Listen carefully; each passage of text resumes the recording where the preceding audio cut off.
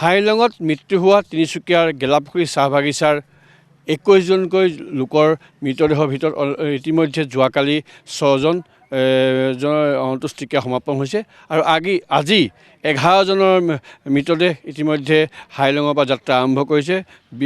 আবেলি ভাগত তেওঁলোকৰ মৃতদেহ আহি ইয়াত উপস্থিত হ'বহি আৰু ইতিমধ্যে তাৰ কাৰণেও যাৱতীয় যি ব্যৱস্থা ইয়াৰ স্থানীয় যুৱকসকলে যি ব্যৱস্থা কৰিব লাগে সকলো ব্যৱস্থা সম্পূৰ্ণ কৰি তেওঁলোকে কালিৰ দৰে আজিও তেওঁলোকে তৎপৰতাৰে তেওঁলোকে বিভিন্ন কাম আৰম্ভ কৰিছে। আমি ইয়াত চিত্ৰলেখা দুৰাচনো আছে, আমি তেওঁৰ ওচৰলৈ আহিম, তেওঁকো দুটা কথা সুধিব বিচাৰিম।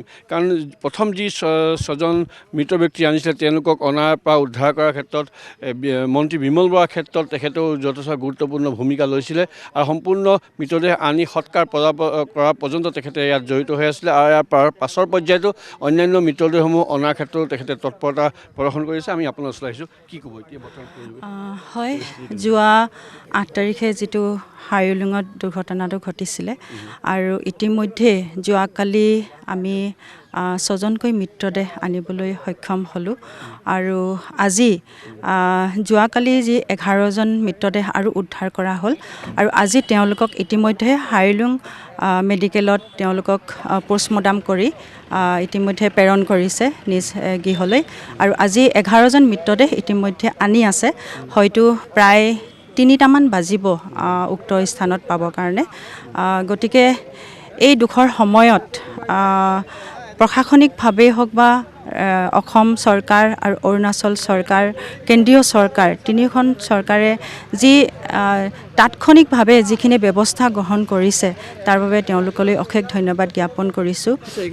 21 জন লোকৰ মৃত্যু হৈছিলে, যোৱাকালি 6 জন মৃতদেহ আহিছে, আজি 11 জন আহিছে, বাকী 3 জনৰ আৰু 3 জন তলত ইতিমধ্যে উদ্ধাৰ হ'ল বুলি আমি শুনিবলৈ পাইছোঁ। এই জাষ্ট তথ্য আহিছে, 3 জনক উদ্ধাৰ কৰিবলৈ সক্ষম হৈছে বুলি গম পাইছোঁ।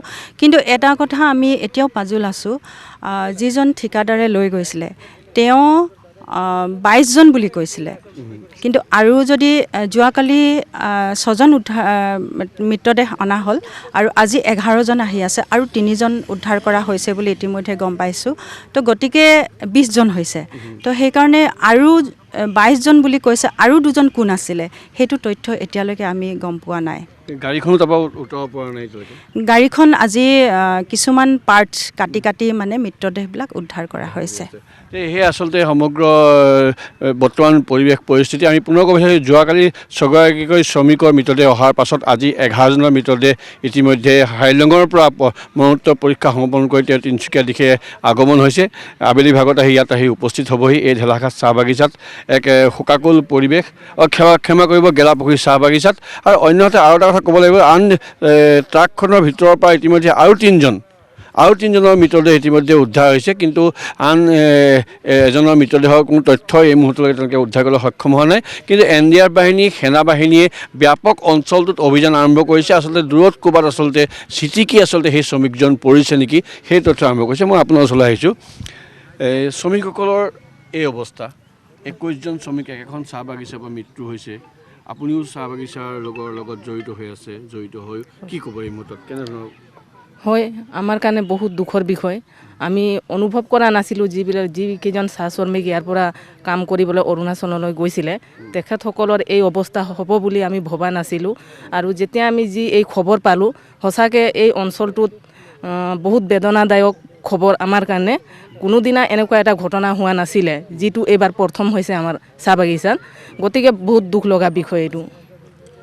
যথেষ্ট গুৰুত্বপূৰ্ণ। আমি দেখুৱাব বিচাৰিছোঁ ইয়াৰ যুৱকসকলো ৰৈ আছে, আমি তেওঁলোকৰ এজনৰ ওচৰলৈ যাম, তেওঁলোকৰ এজনৰ তথ্য ল'বলৈ আমি চেষ্টা কৰিম।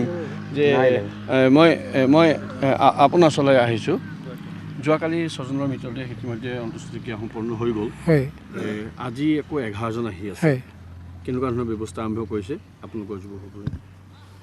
আমি ব্যৱস্থা কৰা হৈছে যে ইয়াত মানে সেই 11 জন যিটো ডেড বডি আহিছে তাতে একেলগে আমাৰ ইয়াত মানে যিটো শ্ৰদ্ধাঞ্জলি জনাব নিজৰ পৰিয়ালবিলাকে আহি নিজৰ নীতি নিয়মবিলাক কৰিব আৰু তেখেতলোকক ছাইড কৰি আমি আমাৰ যিটো স্মৰণ হেৰি আছে শ্মশান তালৈ লৈ যোৱা হ'ব হয় ইতিমধ্যে ইয়াৰ পৰা 700 মিটাৰমান দূৰত যি ৰাজহুৱা শ্মশান এটা আছে আমি আৰু এটা বস্তু দেখাইছোঁ যথেষ্ট নিৰাপত্তা ব্যৱস্থাও ইয়াত কৰিবলগীয়া হৈছে যথেষ্ট যোৱাকালি প্ৰায় 20 পৰা 30জন মহিলা পৰিয়ালৰ সদস্য আচলতে ইয়াত তেওঁলোকৰ চেঞ্চলেছ হৈ পৰিছিলে অচেতন হৈ পৰিছিলে আজি সেই পৰিৱেশ নহ'ল তাৰ কাৰণেও স্বাস্থ্য বিভাগে ব্যাপক অভিযান এতিয়াৰ পৰা আৰম্ভ কৰিছে অন্য এটা কোনো ধৰণৰ খেলিমেলি নহয় তাৰ কাৰণে আৰক্ষী বাহিনী সম্পূৰ্ণ সাজু হোৱাৰ লগতে আজি দেখিবলৈ হয় চিভিল ডিফেন্সৰ যথেষ্ট সংখ্যক কৰ্মী ইয়াত সাজু কৰিছে মুঠতে পৰিৱেশটো কিছু আৱেগিক হোৱাৰ পূৰ্ণ সম্ভাৱনা আছে আৰু এনে ক্ষেত্ৰত সমগ্ৰ পৰিৱেশটো নিয়ন্ত্ৰণ কৰাৰ সম্পূৰ্ণ ব্যৱস্থা কৰিছে প্ৰশাসনে এটা শোকৰ সময় আহিছে আকৌ এটা শোকৰ সময় আহিছে আৰু 11জন শ্ৰমিক অহাৰ পিছতে এটা শোকৰ আৰু অধিক শোকৰ এক পৰিৱেশ সৃষ্টি হ'ব এই সমূহ আচলতে কেনেকৈ নিয়ন্ত্ৰিত হ'ব জিলা প্ৰশাসনে কেনেকৈ নিয়ন্ত্ৰণ কৰিব সেয়া আচলতে চাবলগীয়া হ'ব আজিৰ দিনটোত